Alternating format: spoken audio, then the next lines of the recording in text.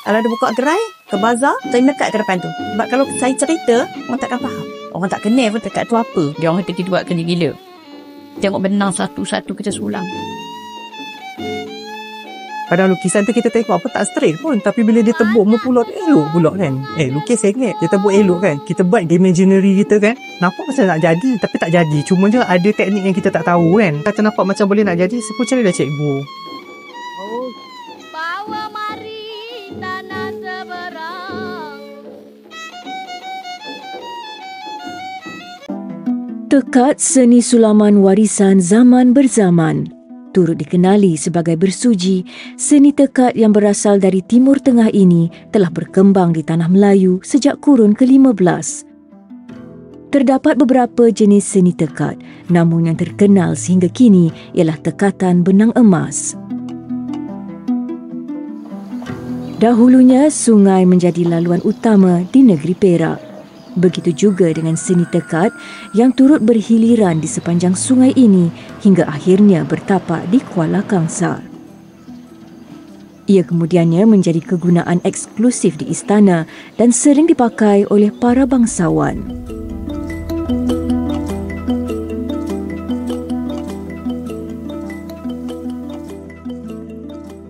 Saya Puan Azizah Binti Haji Adam, adik guru seni tekatan benang emas yang berasal daripada Kuala Kangsar, Perak.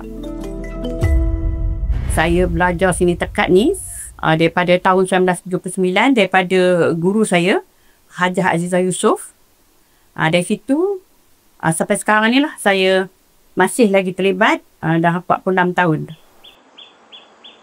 Menekad menggunakan benang emas bermaksud menyulam helaian demi helaian benang di atas sesuatu rekaan motif. Kedengaran mudah, namun langkah permulaan ternyata renyah. Permulaan nak menekat tu, proses daripada jahit kain pemidang, nak tegangkan dan nak gambar du, proses melilit benang emas, macam renyah lah sikit lah nak permulaan proses tu. Tapi bila kita dah mula tak buat, jadi kita datang macam satu keseronokan lah. Dia dapat menghasilkan tekatan daripada hasil tangan kita sendiri. Kita rasa puas hati lah. Selesa disapa Mak Zah. Hobi masa lapang yang dimulakan sejak 46 tahun lalu kini berbaloi. Di sebalik cabaran di awal kerjaya menekad, kini manisnya jelas terasa. Mula kemarin cabaran saya ialah mengiwang hentar lah. Sebab tak ada supplier macam tu. Tapi sekarang sejak terlibat dengan buat kerja banyak kerja di istana, jadi ada satu syarikat tu yang bantu kita dari segi bahan mentah. Lepas tu kenangan manis saya dalam bidang ni, saya dapat pingat daripada tuanku, pingat TPT, pekerti terpilih. Saya mendapat anugerah usahawan terbaik negeri Perak, dan pada 2023 saya dapat itulah anugerah adik guru kraf tekad benang emas. Meskipun Mak Zah telah diiktiraf, masih terdapat segelintir yang masih belum cakna akan seni warisan ini. Di kesempatan ini, persembahan adalah lebih wajar daripada sekadar menceritakan. Kalau saya buat promosi, saya bawa pemidang saya. Kalau dia buka gerai, ke bazar, saya nekat ke depan tu. Sebab kalau saya cerita, orang takkan faham. Mana tekad ni ada kat pasaran yang jadi mesin semua tu kan. Tapi bila kita tengok, dia orang kata, ni kumur ni kerja gila ni. Dia orang kata kita buat kena gila. Kita tengok benang satu-satu kita sulam. Memperkenalkan sesuatu seni yang eksklusif dan jarang dijumpai kepada orang ramai bukannya mudah. Namun kini hasil olahan dan inovasi, ia semakin menempa hati mereka yang memerhati. Tekad ni kan kalau diikutkan sebab dia ni benda yang eksklusif tau. Maksud tu tak ramai orang biasa yang pakai tau. Cuma golongan bangsawan je. Jadi bila dah di kita macam kaf tangan dia ada designer sendiri, kita berbincang macam mana kita nak naikkan taraf tekad ni. Setanding dengan batik, dengan songkek kan. Macam tekad ni agak ke belakang sikit lah kan. Orang tak kenal pun tekad tu siapa. Tekad tu apa kan. Bila kita bincang, kita cuba buat produk. Cekak rambut.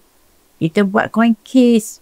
Benda-benda kecil-kecil. Bila kita pergi buat promosi, benda-benda tu memang laku. Memang tak terbuat. Baru mula orang nampak dan orang pandang tekad tu apa.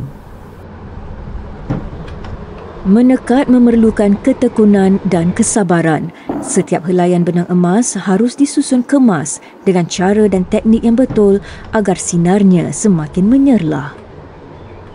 Nak menekat ni bahagian mana yang susah, memerlukan lebih banyak perhatian dan kemaran tahap tertinggi? Bila part nak pecah kepada kelopak ni bunga kan, nak pecah kepada kelopak ni, ini memang nak kena jagalah. Kalau jadi jarang, jadi bertindih, ni benang, sebab benang emas dari bawah, jarum dari bawah dia akan lalu kat bawah ni, cucuk celah tu, dan tarik benang emas tu masuk celah pahat ni, kita panggil pahat kan.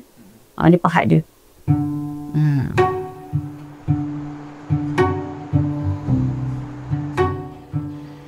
Seorang penekat tidak hanya menyulam tetapi turut menzahirkan rasa dalam rekaan. Motif yang digunakan pada setiap tekatan adalah berdasarkan unsur alam, terutamanya bunga-bungaan. Motif-motif yang popular yang selalu orang tempah kat kita, bunga kekwa lah yang paling popular sepanjang tahun. Kalau customer tengok bunga kekwa, mesti bunga kekwa. Bunga padi, bunga raya kan. Motif-motif tu kita dah tunjuk contoh daripada produk kita, contoh-contoh design. Tapi ada juga customer yang datang buat design dia sendiri. Jadi kita olah sila design tu untuk disesuaikan dengan tekad.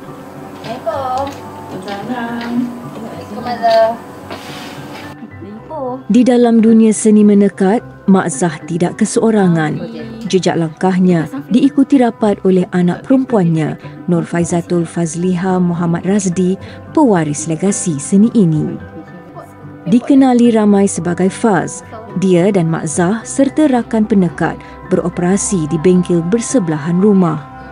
Di sini menjadi saksi kepada penghasilan ratusan seni tekad yang juga bermula daripada sekadar hobi.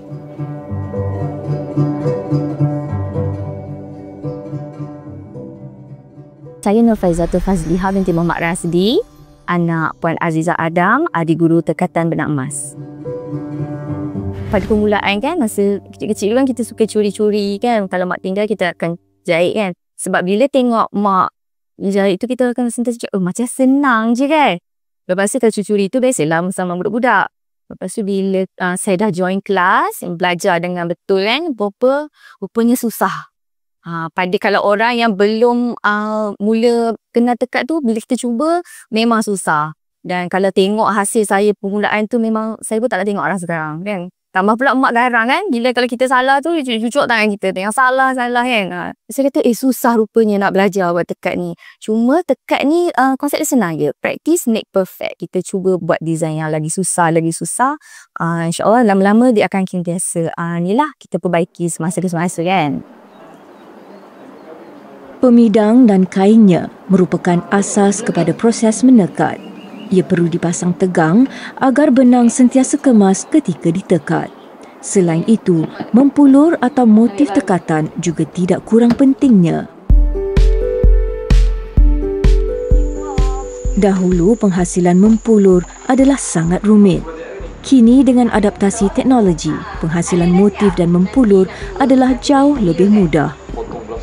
Mempulur yang asalnya kad manila ditampal berlapis dan perlu ditebuk dengan pisau dan teknik khas, kini dapat dihasilkan dengan cepat dan efisien. Proses menebuk tu pun kalau kita nak belajar pun lambat ya. Kadang mengambil masa 3 bulan sebab design yang banyak ke pelengkok semua tu kan kena betul-betul sharp. Kadang-kadang nak menghasilkan mempulur tu pun mengambil masa kadang hampir sebulan. Jadi proses untuk menghasilkan tekad tu lebih lama lah kan. Macam sekarang dah ada kemudahan teknologi. Jadi kita hanya perlu melakar design menggunakan komputer. Kemudian kita dah ada mesin laser cut kita panggil. Dan kadang-kadang macam design Kak Fah baru buat ni siap dalam masa 20 minit saja. Jadi mudahlah. Jadi tekad tu kita boleh menghasilkan tekad tu lebih cepat penghasilan dia. Bergantung kepada corak dan saiz motif rekaan, masa yang diambil untuk menyiapkan tempahan mempulur adalah di antara 20 minit ke 1 hari. Faz pada awalnya mempunyai kerjaya hakiki yang tetap. Namun setelah ditimbal balik di antara minat dan kerjaya, dia memutuskan untuk mengikut kata hati agar terus menekat. Kalau nak belajar tekad ni sebenarnya depends pada individu. Kalau cerita sebenarnya kena ada dari dalaman. Macam roh kita ke jiwa tu kena betul-betul minat. Kalau setakat cakap kat mulut, kita minat tapi sabar tu tak ada. So, tak boleh buat. Sebenarnya kalau seseorang tu betul dia faham teknik, dia faham apa dia yang tekad ni, apa benda yang kita nak kena buat, sekejap je. Sebab tekad ni bagilah apa jua corak sekalipun, teknik dia tetap sama. Jadi kena faham teknik. Yang penting minat dan sabar. Kalau sabar tak minat tak boleh juga. Kalau minat tak sabar pun tak boleh juga. Sebagai penerus legasi berjiwa muda, Faz sangat gemar menyahut cabaran. Seni tradisi sentiasa disantuni, tetapi masih berani untuk meneroka cabang dan ruang baharu dalam memajukan tekad. Berlawanan jugalah sebab sebelum ni kalau sebut tekad dia sinonim dengan bunga kekwa, bunga biasa, majlis perkahwinan. Macam saya masa tu saya ni suka buat benda yang kenapa kita nak kena buat ni? Kenapa? Why nak kita try yang baru? Jadi saya suka buat benda yang lain daripada yang lain lah. Kadang-kadang ada pelanggan datang, dia cakap saya nak campur benang. Saya nak guna benang emas, campur benang perak. Okey, tu mencabarlah tu. Sebab kita nak kena nak tengok hasil kemenjadian tu macam mana kan. Lepas tu yang paling mencabarlah sepanjang-panjang saya dekat ni, pelanggan yang datang tu minta saya buat frame hiasan yang bersaiz 2x3 meter. So memang sebesar-besar yang kata macam semua orang kalau tanya orang-orang lain yang biasa menekat semua mengatakan tidak. Macam tidak. Tapi bila kat saya kata kenapa tidak? Perspektifnya dalam melihat masa depan tekad juga diperluaskan. Tidak berniat untuk berada di haluan kiri, tetapi Faz mempunyai ideologi tersendiri dalam olahan dan inovasi. Bukanlah kita nak tinggalkan yang lama, tapi yang lama tu kita kena inovasikan. Maksudnya kita kena memperbaharui dari segi produk dan design, tapi dalam masa yang sama kita jaga lagi keaslian tekad tu kan. Biasanya pelanggan pun sekarang nak selari dengan yang zaman sekarang lah. Contoh, kalau dulu biasa tekad orang cakap bunga kekwa warna merah. Pelanggan pun sekarang dah tukar. Baldu nak warna putih. Warna-warna yang tak sama macam dulu-dulu kan. Jadi macam saya sendiri pun saya ada hasilkan clutch bag, buku, tekad pada kulit buku dan buat frame. Jadi benda tu pelbagai. Inisiatif ini adalah bagi membuka ruang dan peluang untuk menyelam ke dalam jiwa golongan muda. Menghasilkan produk tekad yang bersesuaian untuk digayakan generasi terkini. Tekad ni sebenarnya bukan tekad benang emas saja yang ada. Dia ada banyak jenis tekad kan. Tekad Prada, tekad tampal, tekad yang buat benang emas ni. As long as dia timbul je, you punya embroidery tu timbul, kita panggil tekad kan. Tapi yang survive adalah tekad gobah dan tekad benang emas. Yang famous tekad benang emas. Peminat dia masih ada.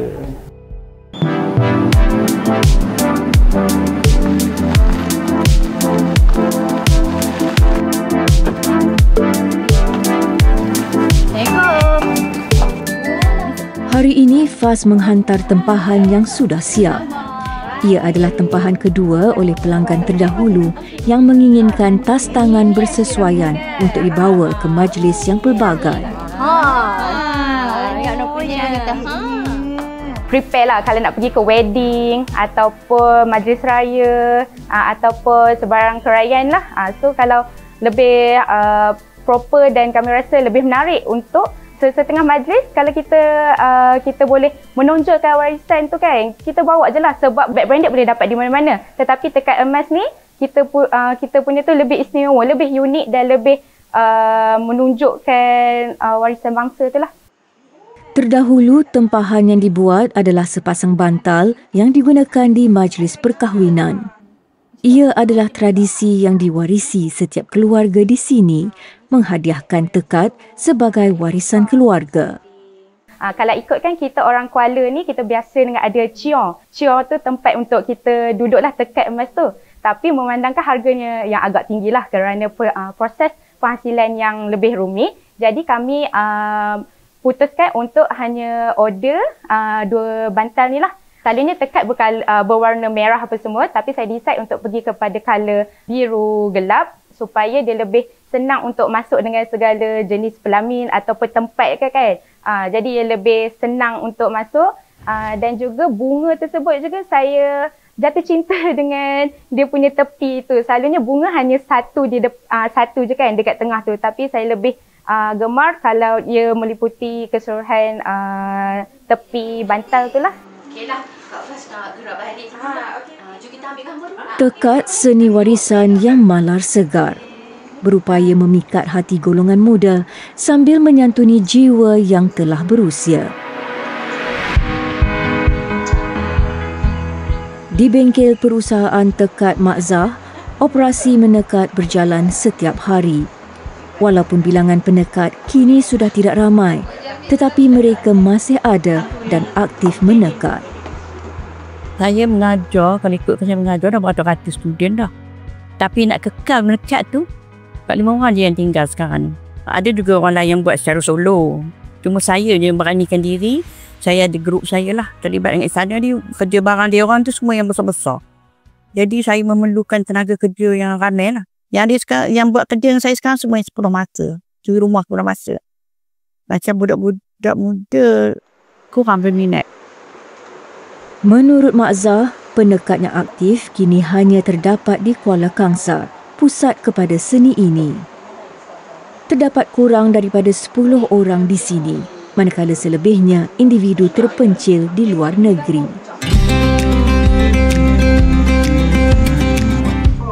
Menekat sinonim dengan wanita kerana memerlukan kesabaran dan ketelitian.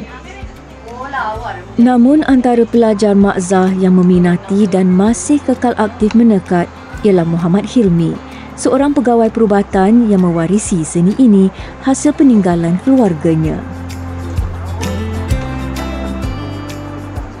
Dah tahu dah lama dah ni. Cumanya kita ni set nak berasa nak macam nak try buat tu sebabnya masa tu arwah bapa saya meninggal.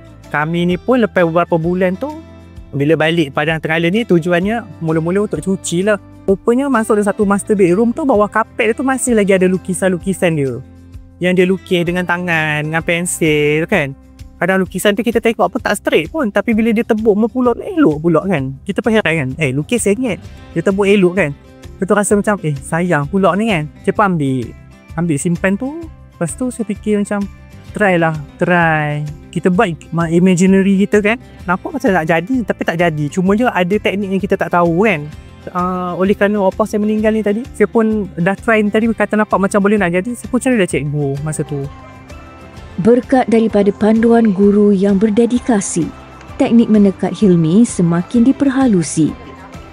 Ia akhirnya membuahkan hasil dengan kemenangan di Anugerah Benang Emas Hasanah pada tahun 2023 dalam kategori kreativiti dan inovasi. Tekad ni sebenarnya bukan tekad benang emas saja ada. Dia ada banyak jenis tekad kan. Tekad Prada, tekad tampal, tekad yang buat benang emas ni. As long as dia timbul je, you punya embroidery tu timbul, kita panggil tekad kan. Tapi yang survive adalah tekad gobah dan tekad benang emas. Yang famous tekad benang emas. Peminat dia masih ada. Dia identiti masyarakat Melayu, culture sepanjang Sungai Perak. Dulu, zaman dulu kan, tak ada jalan raya. So, orang bergerak macam mana menggunakan Sungai Perak kan. So, ilmu tekad ni memang mengalir mengikut Sungai Perak sampai ke sini, sampai ke Kuala ni kan. Bukit Candan ni sampai ke istana lah. Kalau tengok lah dalam orang lain yang menekat ni, mereka ni memang buat sampai hujung nyawa. Masuklah arwah opah saya juga kan. Saya tak tahulah kalau kita diberi kekuatan, mungkin kita akan buat dah sampai hujung nyawa lah kan. Tapi kita sedaya upaya sebagai manusia, kita try lah preserve. Menekat di kain baldu adalah kepakaran Mak Zah, Faz dan juga rakan penekat lain. Namun untuk penghasilan sesuatu produk, ia dikhususkan kepada individu tertentu bagi mengekalkan kualiti dan juga produktiviti. Setiap hasil yang telah siap adalah bukti hasil ketekunan setiap penekat. Ia diharapkan dapat menjadi warisan legasi untuk simpanan masa hadapan.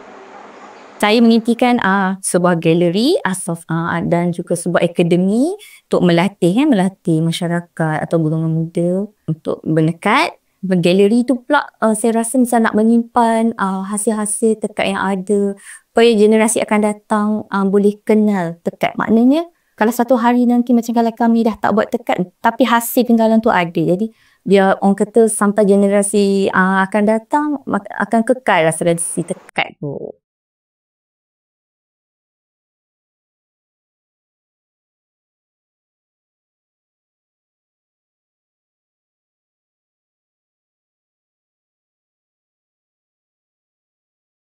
Di sebalik kesibukan menyiapkan tempahan, Mak Zah dan Faz tidak pernah melupakan leluhur mereka.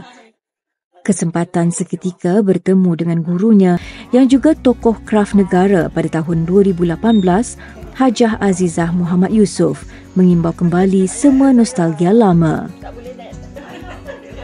Masa dulu mengajar dia orang ni, alat-alat kelengkapan nak buat ini pun tak ada. Pisaunya pun tak ada. Masa tu susah banyak alat-alat mesin pun tak ada.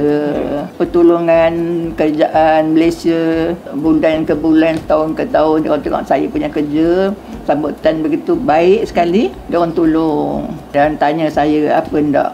Sekarang ni dah kata semua boleh katakan lengkap. Mula-mula macam nak ketuk tangan juga. Tapi ni seronok ya. Tempoh mula belajar ramai-ramai kan. Seronok macam-macam ragam kan. Tapi Hajah tak garang pun. Kita macam kawan je dalam kelas tu. Kita bukan mendekat saja, belajar masak pada menjahit. Masa tu bawa kelas kemas. Dia kahwin masa saya buat. Hajah buat, saya kahwin. Berusia 87 tahun, Hajah Azizah kini sudah uzur dan tidak lagi aktif menekat. Legasinya kini diwarisi anak-anak, namun dia tetap bersyukur kerana telah mengecapi segalanya di sepanjang kerjaya sebagai penekat. Apa yang saya buat ni, saya rasa bersyukur kepada Allah Ta'ala beri saya kesihatan badan masa saya bertugas. Dan hantar luar negara mana-mana sudah jenuh dah. Dah rata-rata dah banyak. Pamerannya boleh katakan tak berhenti-henti di KL. Tangan je hantar saya tu. Kerana saya bawa lah anak murid tadi. Sebab masa dalam kelas, dia boleh buat, dia orang tempah, kraft tangan tempah. Buat cushion apa semua, saya bagi anak murid edarkan. Mana yang saya pilih lah, yang boleh jahit. Tapi dia berjaya lah, alhamdulillah lah dapat ke pusat kraft. Itulah saya nak ucap terima kasih lah pada Hajah kan, yang telah mendidik saya dari tak tahu apa-apa sampai sekarang. Kira macam dah berjaya jugalah meneruskan delegasi Puan Hajah. Dan saya harap Puan Hajah doakan kerjaan saya. InsyaAllah, insyaAllah.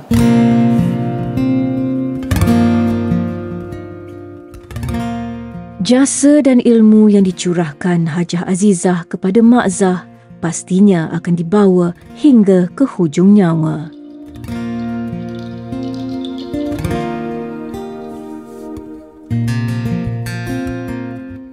Tekad seni emas sepanjang zaman.